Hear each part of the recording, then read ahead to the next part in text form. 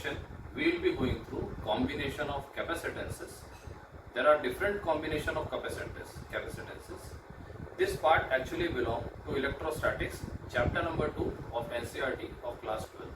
So the very first concept of capacitances is the capacitances in parallel. As you have already gone through the concept of resistances, you have connected various resistances in parallel.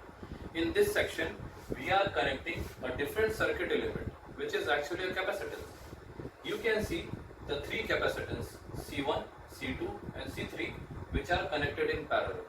Now, in order to observe that all the three are connected in parallel or not, we see that the first plate of all the capacitances is connected to a single point and another plate of the capacitance is connected to another point. Hence, we can observe that all the three capacitances are connected in parallel with a potential of 10 volt is applied across the capacitance.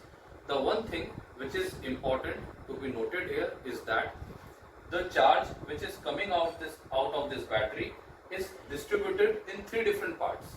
Charge Q1 will pass through C1, charge Q2 through C2 and charge Q3 to C3.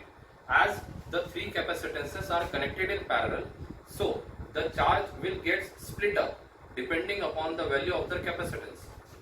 While under parallel condition, the potential is same across all the three capacitances. This is the important point which is to be noted.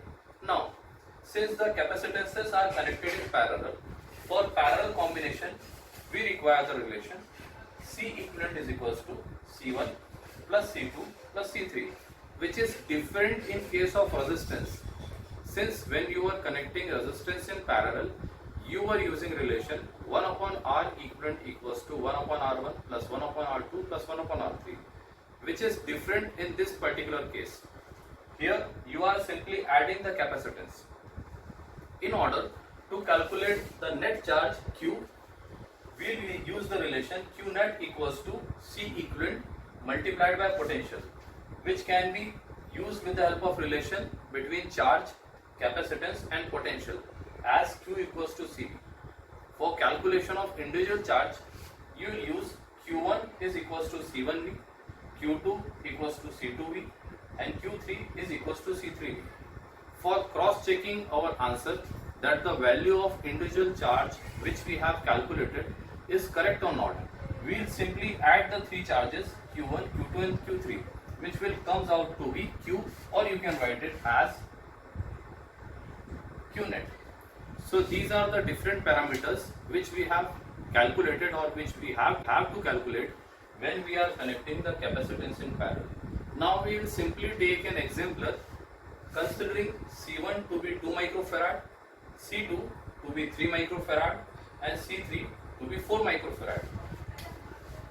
The value of C equivalent can be simply calculated by this relation, that is 2 plus 3 plus 4.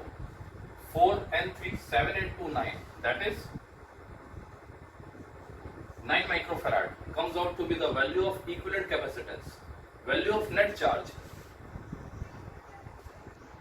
Q net equals to C equivalent multiplied by V. C equivalent is 9 microfarad multiplied by potential, which is 10 volt. So 10 nines are 90 micro coulomb. Be specific with the units while you are calculating, because what happens sometimes that when we are calculating we forget the units. So be specific that while calculating the capacitance the unit is farad and by calculating the charge the unit is coulomb. Now calculating individual charges. Q1 C1V.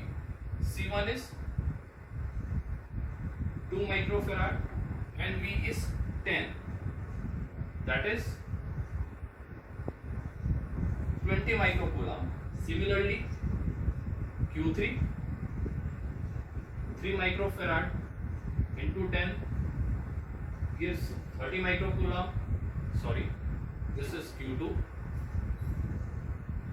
Q3 is equals to C3 into V. C3 is 4 microfarad into 10 gives 40 microcoulomb. Now 40 and 3, 30, 70 and 20, 90. As we can see that adding the individual charges, we are getting the net charge, which specifies that we have calculated the correct values of charges. So this was all about the capacitances in parallel and the parameters related to the capacitances. You have understood this topic well. Thank you.